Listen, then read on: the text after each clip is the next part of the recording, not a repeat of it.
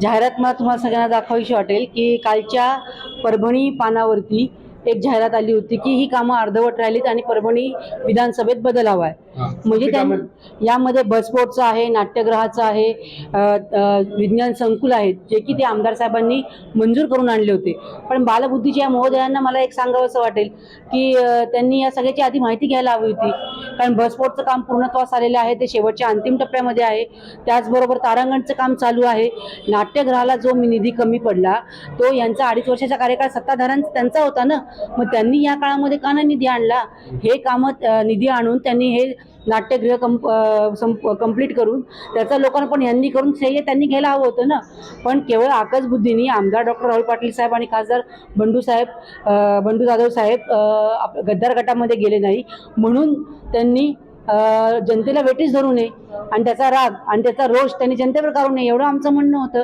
रस्त्याचं तुम्ही म्हणताल तर रस्त्यासाठी मुख्यमंत्री माननीय उद्धव साहेब असताना आमदार राहुल पाटील साहेबांनी जवळपास 82 कोटी रुपयाचे शहरातले प्रमुख रस्ते मंजूर करून आणलेले होते.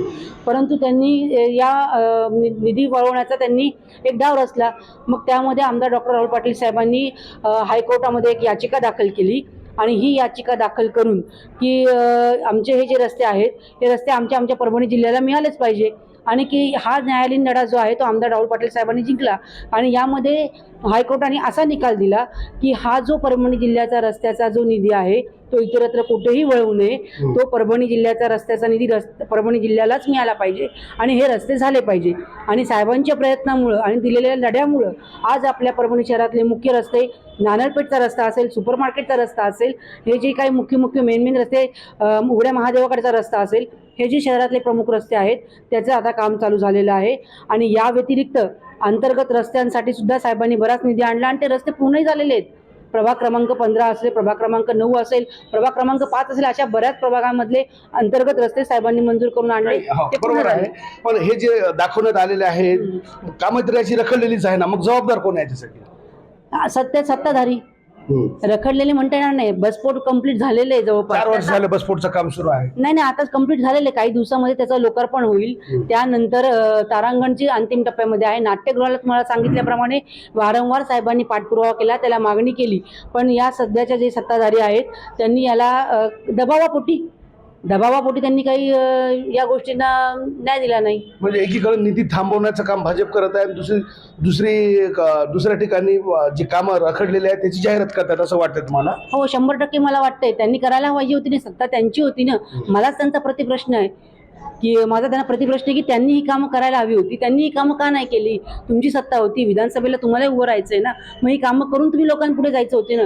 अहो, शहरातले असे काही रस्ते आहेत की त्यांच्या आमदार ज्या आहेत महोदया, तर त्यांच्या ह्याच्यामधनं शहरामध्ये काही त्यांनी रस्ते टाकले, निधी आणला, त्याच्या वर्क ऑर्डर सुद्धा झालेल्या आहेत, तरी ते रस्ते तयार करत नाहीत. का नाही करत आहेत? का ते जनतेला वेठीस धरतायत? हे असं चांगलं नाही ना. ही म्हणजे शहरातल्या तुम्हाला लोकांना उत्तर तुम्हाला द्यायचं आहे ना. मग तुम्ही आम्हाला जो प्रश्न करत असाल तर तुम्ही सुद्धा बांधील आहात उद्या लोकांना उत्तर द्यायला. त्यांनी लोकांना वेठीस धरू नये. केवळ आमदार साहेब आणि खासदार साहेब गद्दार झाले नाही म्हणून तुम्ही वारंवार आमच्या लोकांना जर वेठीस धरत असेल तर आम्ही यापुढे या गोष्टी सहन करणार नाही. आम्ही वेळोवेळी त्यांना उत्तर देणार आणि आमचा लढा चालू राहणार. आणि तुम्ही जे म्हणतायत की शहरातले स्वच्छता असेल, शहरामधले खड्डे असतील, तर आपण बघताय की जी महापालिकेमधल्या ज्या आयुक्त मॅडम आहेत त्या सध्याच्या जे सत्ताधारी आहेत त्या पक्षातल्या एका नेत्याच्या जवळच्या नातेवाईक, आढळराव पाटील साहेबांच्या नातेवाईक आहेत असं आम्ही ऐकवत आहोत. तर या मॅडमला वाटते की मी काही जरी करू तर हम करे सो कायदा, असं चालणार नाही. शहरातील रस्ते असो की इतर प्रश्न, याच्यावर जबाबदार कोण आहे? जे आयुक्त मॅडम आहेत त्यांनी जबाबदारी घ्यायला पाहिजे ना. कारण काउन्सिल नाहीये सध्या, त्यांच्यावरती कोणाचा अंकुश नाहीये. मग हम करे सो कायदा आम्हाला चालणार नाही. म्हणून आम्ही त्यांना वारंवार निवेदनं देतोय, आंदोलनं करतोय, तरी या बाईचे काही डोळे उघडेनात.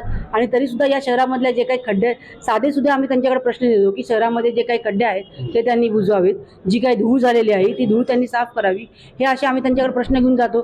तर ते आम्हाला वेळ देत नाही किंवा आमच्या बरोबर भांडायला उठतात त्या. हे असं गोष्ट योग्य नाही ना. म्हणून आम्ही मुख्यमंत्री साहेबांकडे एक निवेदन दिलेलं आहे की अशा मगरूर आणि मुजोर अधिकारी आमच्या परभणी जिल्ह्याला शहराला नकोय, त्यांची बदली करावी आणि चांगला अधिकारी परभणी शहराला मिळावा. आमदार डॉक्टर राहुल पाटील साहेबांनी सुद्धा तशी मुख्यमंत्री साहेबांना एक भेट घेऊन सगळा जो परभणी शहराची अवस्था आहे त्याचे एक त्यांना निवेदन दिलेलं आहे. एक तर मला कीव येते त्या आमदाराची की बायांच्या आडून असं राजकारण करणं आणि बायांच्या म्हणजे ह्या बाबतीवर बायांना पुढे घालून या ठिकाणी परभणीतलं जे त्याचं स्वतःचं जे दुबळेपण आहे ते झाकून टाकण्याच्या बाबतीमध्ये त्यानं हे असं करणं योग्य नाही आहे. आज भारतीय जनता पार्टीनं या ठिकाणी 2014 ते 2024 पर्यंत जे सरकार होतं भारतीय जनता पार्टीचं देवेंद्रजीच्या माध्यमातून या परभणी शहराला भरभरून असं या ठिकाणी मिळालेलं आहे. 110 कोटीची पाणी पुरवठ्याची योजना, त्यासोबतच नाट्यगृहासाठी निधी, बसस्टँडसाठी निधी. आता बसस्टँडचं सांगायचं झालं तर हिंगोलीचं बसस्टँड आणि परभणीचं बसस्टँड हे एकाच दिवशी उद्घाटन झालेले होते, पण हिंगोलीचं बसस्टँड हे पूर्णतः झालेलं आहे. त्यानंतर आता परभणीचं 7 वर्ष ओलांडून गेले तरीही या ठिकाणी परभणीच्या बसस्टँडचं काम हे अर्धवट राहिलेलं आहे. उद्धव ठाकरेच्या पोरानं आदित्य ठाकरेनं जे भूमिपूजन केलेलं आहे ते काम सुद्धा अर्धवट आहे. त्याला लाज वाटायला पाहिजे की आपल्या नेत्याच्या पोराच्या हाताने या ठिकाणी उद्घाटन करून सुद्धा आपण अर्धवट ठेवलेलं आहे. आणि राहिला प्रश्न आमच्या परभणीकरांच्या नाट्यगृहाचा, नाट्यगृहामध्ये जी वस्तू 10 रुपयाची आहे त्याने 20 रुपयाला लावलेली आहे. असं या ठिकाणी भ्रष्टाचाराचं मूळ त्यांनी सुरुवात केली आणि त्यामुळं हे निधी त्या ठिकाणी कमी पडत चाललेला आहे. आणि नियोजन म्हटलं तर त्या ठिकाणी, आणि तुम्हाला सोप्या आणि सरळ भाषेमध्ये सांगतो की घोड्यावर जर का बसायचं असेल तर मांड पक्की पाहिजे, आणि तुम्हाला जर का काम करून घ्यायचं असेल तर तुमची इच्छाशक्ती ही चांगली असली पाहिजे. आज तुम्ही आयुक्त मॅडमच्या बदलीच्या अनुषंगानं तुम्ही माननीय मुख्यमंत्र्यांना भेटत चाललेला आहे. त्यांची तर बदली होणारच आहे, ही जगजाहीर आहे.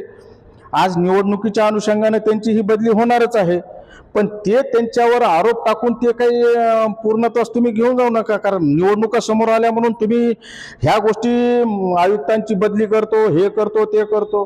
अरे तुम्हाला 10 वर्ष दिलेली होती परभणीकरांनी. तुम्ही त्या परभणीच्या बाबतीमध्ये कोणत्या बाबतीमध्ये विकासाच्या दृष्टिकोनातून कधी विचार केला का?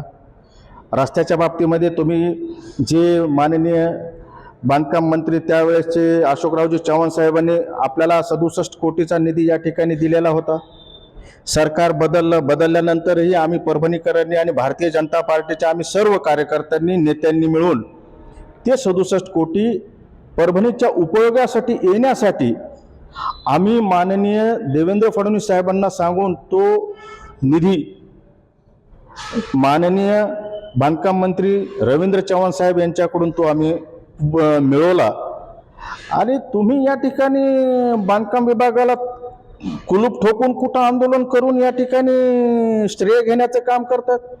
त्या बांधकाम विभागाच्या एक्झिक्युटिव्ह इंजिनियर यांना तुम्ही दमदाटी करून हा निधी तुम्ही उद्घाटन मी करणार, भूमिपूजन मी करणार, त्याच्यामुळे हे रखडत गेलेलं आहे. त्यांचा तर आरोप आहे की भारतीय जनता पक्षाकडून सरकारवर दबाव टाकून हे सगळ्या जे बसपोर्ट असेल किंवा नाट्यगृह असेल किंवा रस्त्यांचे निधी थांबवण्याचं काम सुरू आहे म्हणून. मला क्यू येते त्या आमदारावर अशा पद्धतीचं जर का ते आरोप करत असताल तर. या ठिकाणी जे निधी दिलेला आहे तुम्हाला ते करून घेता आलं नाहीये. 10 वर्ष तुमचं मेडिकल कॉलेज तुम्ही 2 वर्षामध्ये उभं करू शकतात. मग तुम्हाला दिलेली, आणि तुमच्या याच्यामध्ये कधी हस्तक्षेप कोणी केलाय का?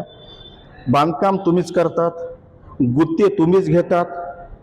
यानंतर या ठिकाणचे नाही का सर्व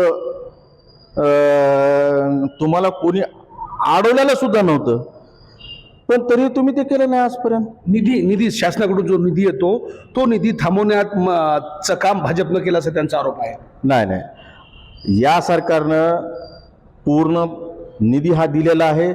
फक्त तुमच्या नियोजन नसल्यामुळं हा निधी थांबत गेलेला आहे. तुम्ही कामच पूर्ण केलेलं आहे तर तुम्हाला पैसे कसे उचलता येईल? तुमचेच कामाचे स्वरूप, तुम्ही रेतीचे ठेके तुमचेच, बांधकाम करणारे तुम्हीच, पैसे उचलायला तुम्हीच, बांधकाम न करता पैसे उचलायला पण तुम्हीच आहेत. या ठिकाणी कोण समोर आहे? सरकार तुमचा होता, जाहिरात देण्यापेक्षा त्याच जे काम रखडलेले आहे त्याला निधी का आणला नाही असा प्रश्न जिल्हा प्रमुख यांनी विचारला शिवसेनेच्या. मी तुम्हाला तेच सांगायलो की बाबा शिवसेनेच्या जिल्हा प्रमुखांनी त्या ठिकाणी, महिला जिल्हा प्रमुख कोण आहे मला माहीत नाही, पण त्यांनी न येता मला ज्या लोकप्रतिनिधींनी आहेत त्याच्या अडचणी सांगावं परभणीकरांना. आणि आम्ही काय केलेलं आहे, भारतीय जनता पार्टी आणि महायुतीच्या अनुषंगानं आम्ही काय केलेलं आहे आम्हाला माहिती आहे.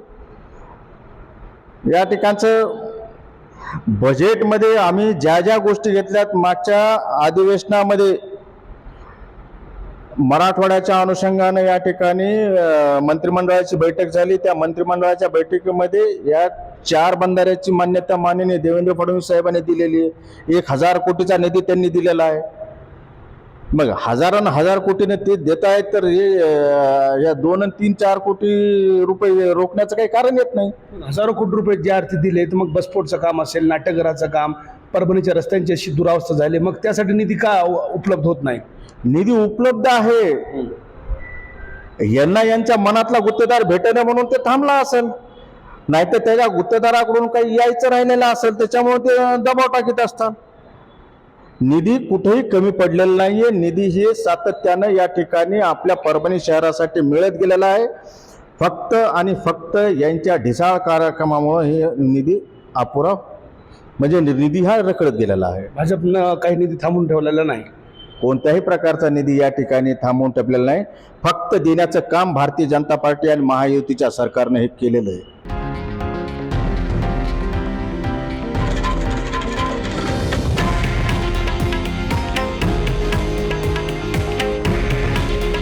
हे आहे देशातील नंबर 1 न्यूज नेटवर्क आणि आपण पाहत आहात TV9 मराठी.